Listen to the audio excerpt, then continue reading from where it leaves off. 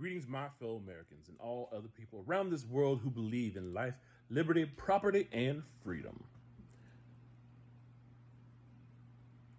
Oh, boy. So, this is my third attempt. Because my other one, even though it was condensed and I stayed on the premise, I still drifted off. I'm going to post it, but this is a smaller, condensed version. All right. Watch the video. This guy was talking about God versus... atheism versus people who believe, right? So the people who he was talking to were mostly Christian university, and basically he started off as a Christian, and I will provide the link down below.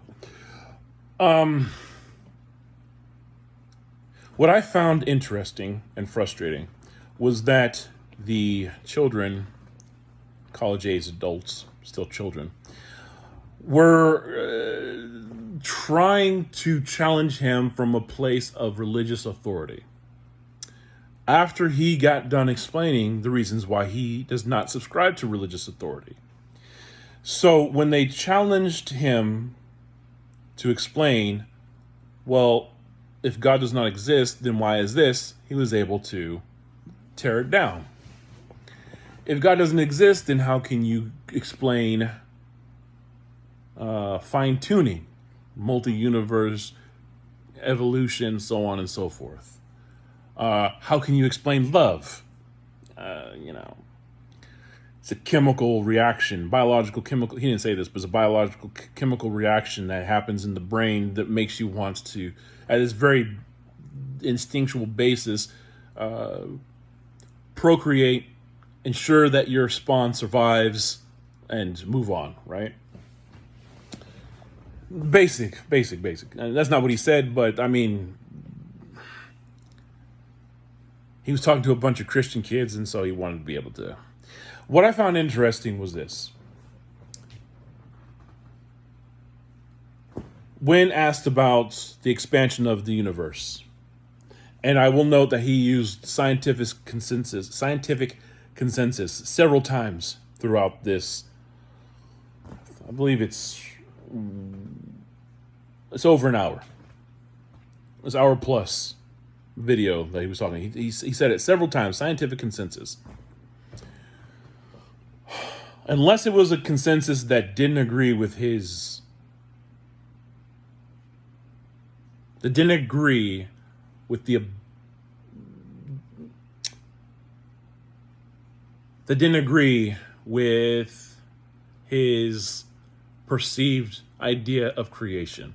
His idea of creation was that the universe is forever, that it has always existed because of the multiverse, and that our universe, our perceivable universe, or our dimensional universe, because that was never really established, but the dimension that we are, our perceivable universe, was not created. It was formed within this multi-universe.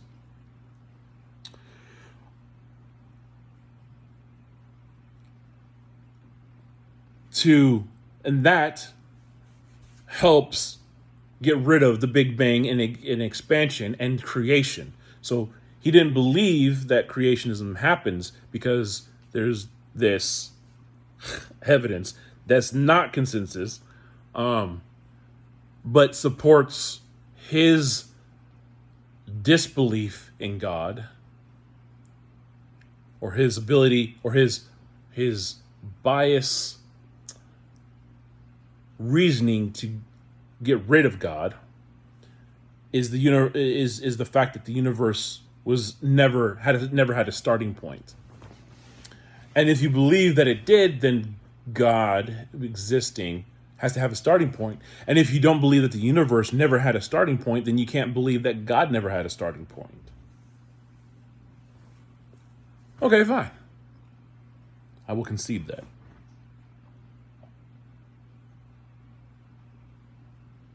But the thing that no one ever really thought about... oh, and then he had the God gap. As we learn more things, the God gap gets smaller. It's not true. It actually gets bigger. came up with viruses, wash your hands, bacteria make you sick, not the wrath of God. Okay, certain things, yes, God gets smaller. But as far as creationism, or creation, or how we formed and how we evolved as human beings, or wherever you prescribe to, not even close. The more we learn about the cosmos, the less we know. Because there's more questions. For every one question, there's like 19 other or 20 other questions that end up popping up, because now we have the answer to this question. And now there's all the stuff that we didn't. Now there's all the stuff that we didn't know that we didn't know.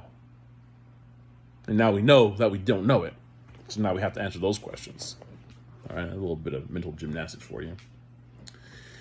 So he was able to tear everything that they tried to come at him with, because they were coming from a place of gotcha, number one, and number two, from a religious authority.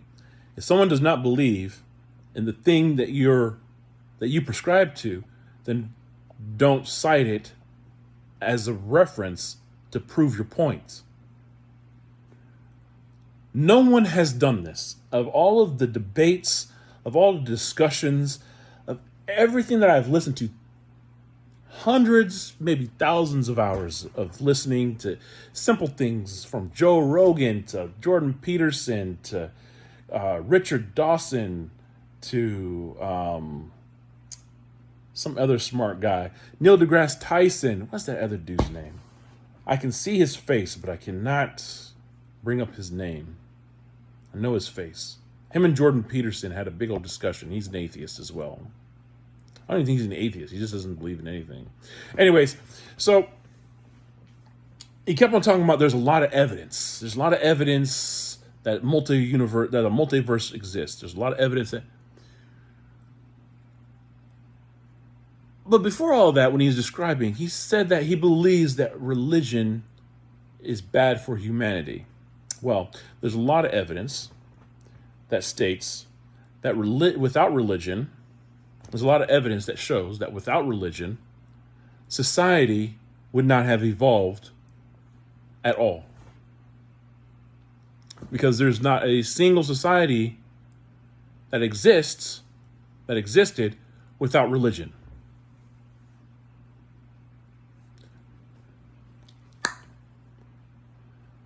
So the main premise that one of the premises that he has, that religion is bad for humanity and society, is gone.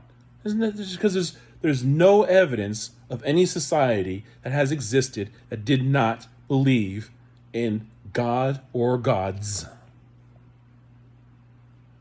So the more successful a society was, the more stout their beliefs was. It's just fact. No ifs, ands about it.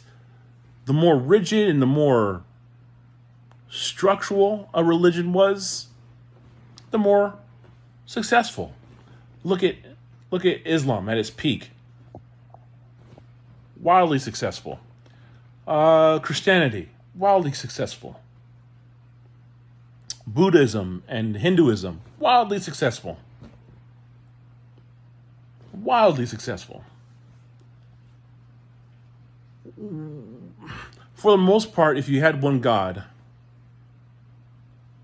or one main God that ran everything, there wasn't a bunch of strife in between, the more successful your society was.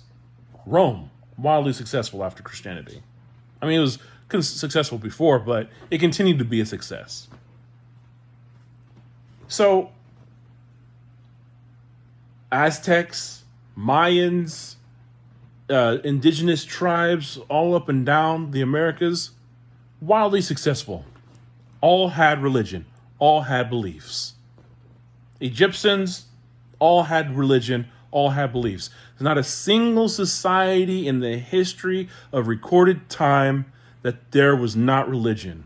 So there is evidence that there is plenty of evidence that in order for society to be able to exist and to evolve as it has done, to be as successful as it is, there must be religion. Irrefutable.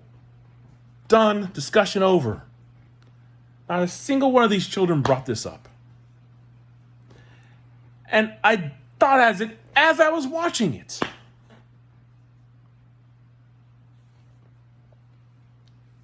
So frustrating. Okay. And these, I've never heard it. Maybe I heard it. I don't think I heard it from Jordan Peterson.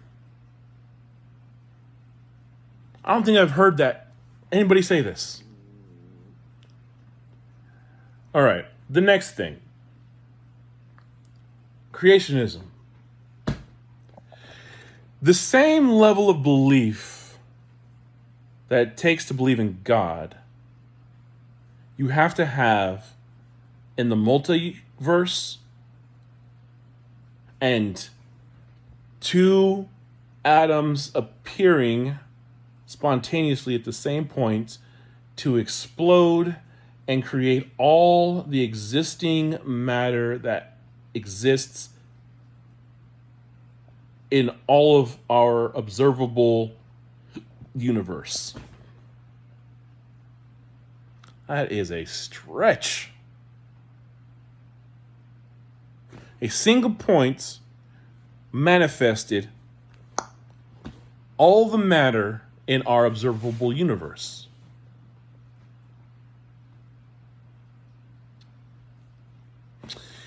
He also prescribes to a expanding and contracting universe. So I don't know, because he says some of it is the blue waves, meaning that the light that's coming at us is blue. Therefore, since blue is a shorter wave, it shows more as stars are coming at us. It shows more of a blue light. As things are going away, since it's a longer wave, we see red light as things are going away. And some stars are coming towards us, or some light is coming towards us. Some going as far away from us. So that proves that our universe is both contracting and expanding at the same time, which is not scientific consensus. But yet he speaks from his view of authority from scientific consensus. But that best explains away creationism, because if there's a Big Bang, then there was a start. And if there was a start, then there's a possibility that there was a God. Well, I will demonstrate how there's still a possibility of God. You believe in the multiverse. You believe in multi-dimensions, probably. I don't know if he does. And you believe that in these other universes that there is life.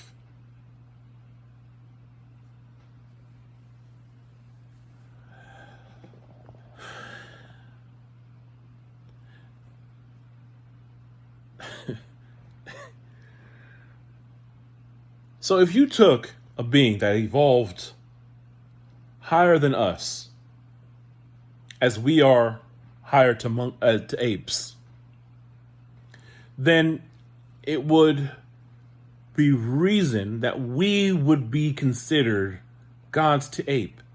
If we, for instance, jacked off a monkey, got his semen, impregnated an ape through our science, this ape was a virgin, and they're like, holy crap. There it is, virgin birth.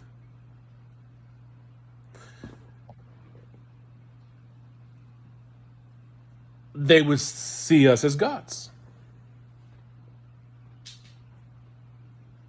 If they had that 2 and 2 equals 4 to be able to put all that stuff together. We fly, we have helicopters, we leave this earth and we go up to the stars, the shiny things up in the sky. We make a loud noise, you drop dead, you bleed all over the place. What the heck happened? They can't understand or conceptualize all that nonsense.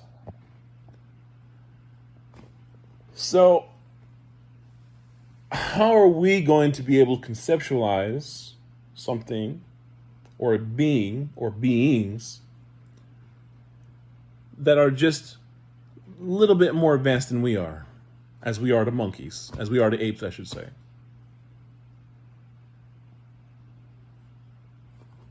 There's no telling. Neil deGrasse Tyson says there are things in this universe that we may just not be able to understand or comprehend, that we are just not smart enough to, that things exist that we just will not be able to ever understand. No matter how much we evolve, we just do not have the capacity to understand it. And that's just evident in almost everything that we do as human beings. I mean, they were wrong about so many things. Nothing can live at these crushing depths. They find things at these crushing depths of the ocean. Nothing can live by these thermal vents. There's things that live in the thermal vents. There's lakes at the bottom of the ocean because of the salinity of the water or the methane or whatever liquid is down there is different than the surrounding water, so the fish can swim into these other lakes and come back out. I mean, it's an actual lake.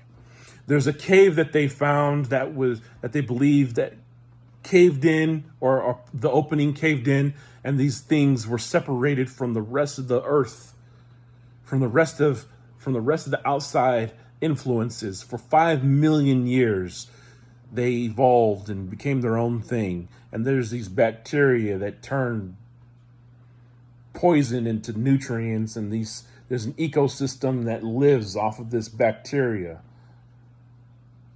and the gas that it produces. Didn't even know that existed. We can barely explain how they built the pyramids. Don't know exactly how long it took. Don't really understand how they built the Mayan temples. We see old and new and old. We see repairs. Don't even know what happened to the civilization that just disappeared before the conquistadors or any other white person touched foot on this planet. I mean, on this continent. They have no explanations for these things, and yet they're going to say that the God gap is getting smaller. Get out of town.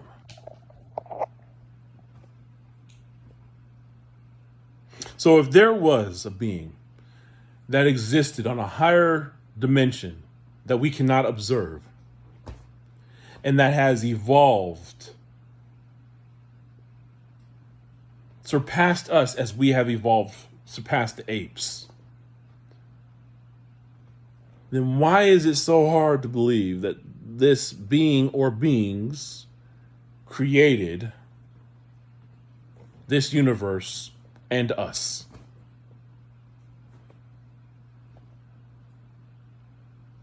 It may not be the prescribed Christian belief, but it's still a possibility that there was creation. And if this being did create the universe and the earth and our lives, then why? Then it's not too far, I should say. It's not too far to believe that this being created rules to see this creation evolve and become better. And we as human beings mucked it all up. I mean, because there's a lot of things that we do in the name of Christianity and Hinduism and every other religion that when you read the Bible, it doesn't make sense why we do or why we believe it. Like earrings and jewelry and stuff. Or pants. Women wearing pants is going to prevent them from getting to heaven.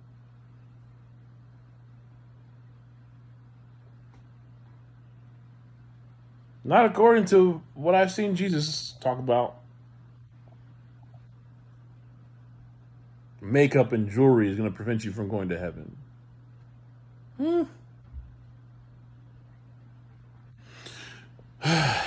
Giving what you can is a good way to go. If I have 2 pennies and I need 1 penny to survive, and I give you 1 penny, and I keep one, and I give God 1 penny, and I keep 1 penny for myself so I can survive, it's more than if a billionaire gave $500,000 and was like, "Hey, look at me. The Bible says you got your reward." Yeah, I don't know, man. It's just you can't come at a place of authority if someone doesn't believe in that authority.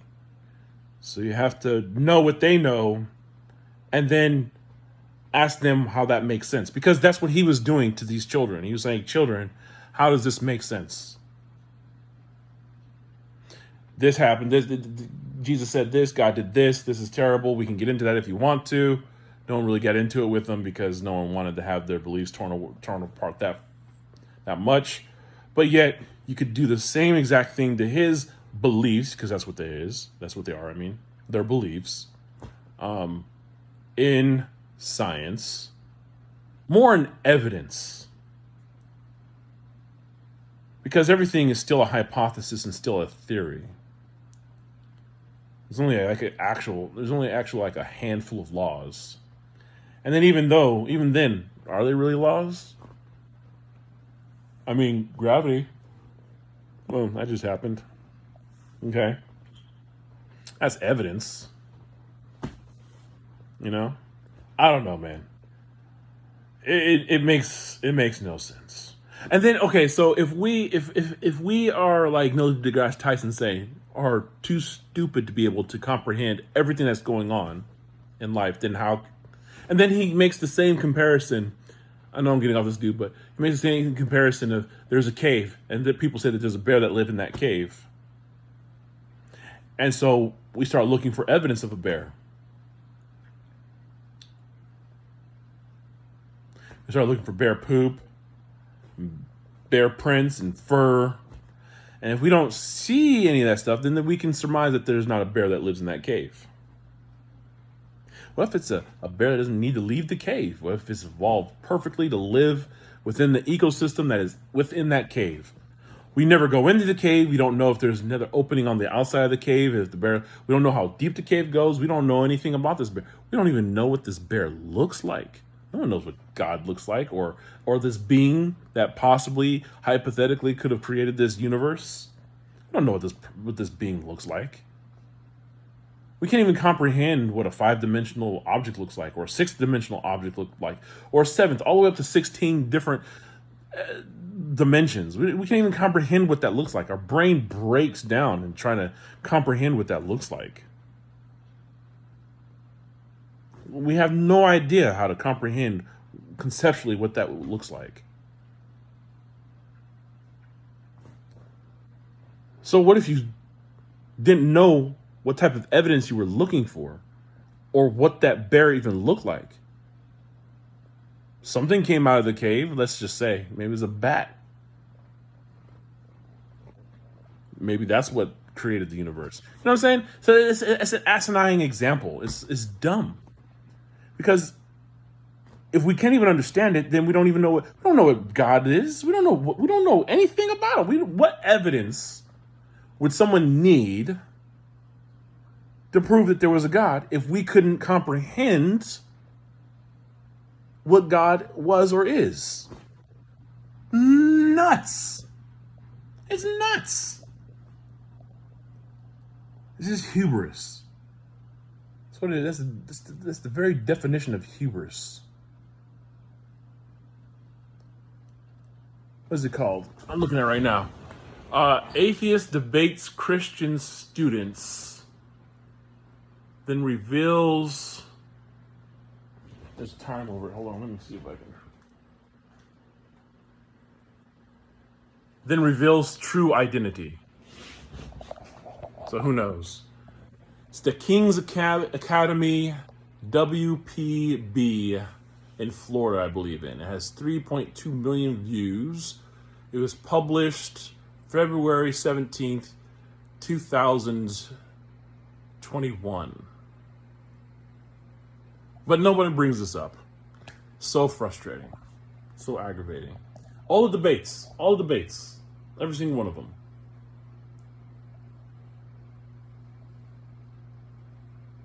And that's what's so crazy is Richard Dawson. What is that guy's name? And this other smug-looking son of a bitch.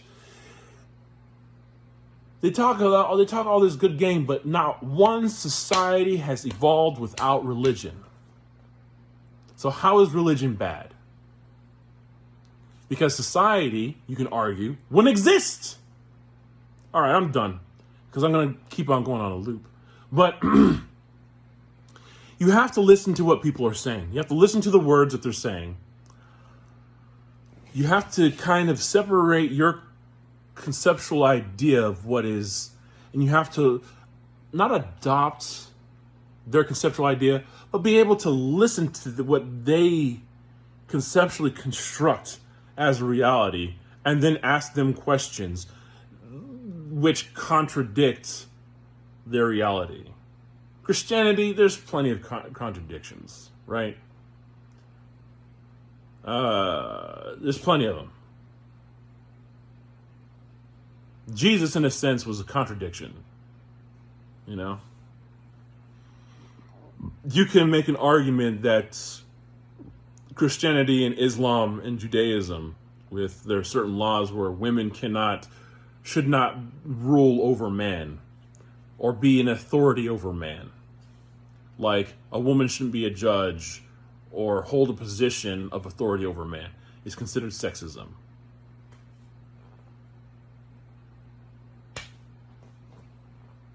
What are you going to do? What are you going to do?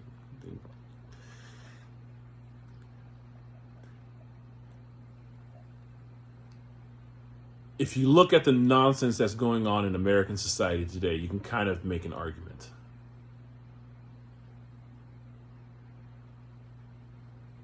But that's neither here nor there. Who cares? I don't prescribe to that belief wholly.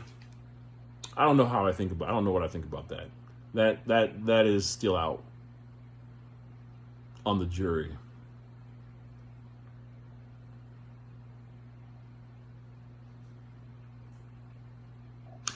But the main premise is, but that's one example.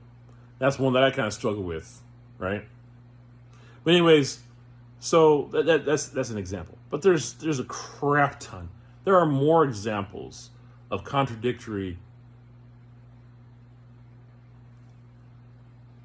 scientific consensus than there are religious ones in Christianity specifically. That's the one I know the most about because I was raised in it. So I can't speak too much on Islam, Judaism, a little bit because of the Old Testament.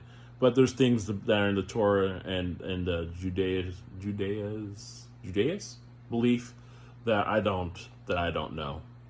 Lots of things, tons of things. Same thing with Hinduism and Buddhism and all the other isms that are out there. The one I know most is Christianity. Now, I don't even know too much about Catholicism. I know what's wrong with Catholicism. Simple points, but it's just you have to know. You have to know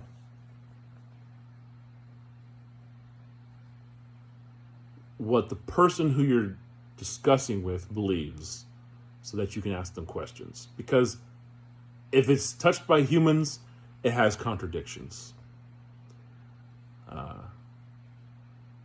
There's a theory that the universe is indefinite, expands forever, and that there is this ether, Aether, I think it is. This is Aether, however you pronounce it, that exists, and that's why you can't see further than 13 point whatever billion years currently, is because we don't have the technology to look through this veil. It's like light has to be able to travel through a medium, and it can't travel through empty space.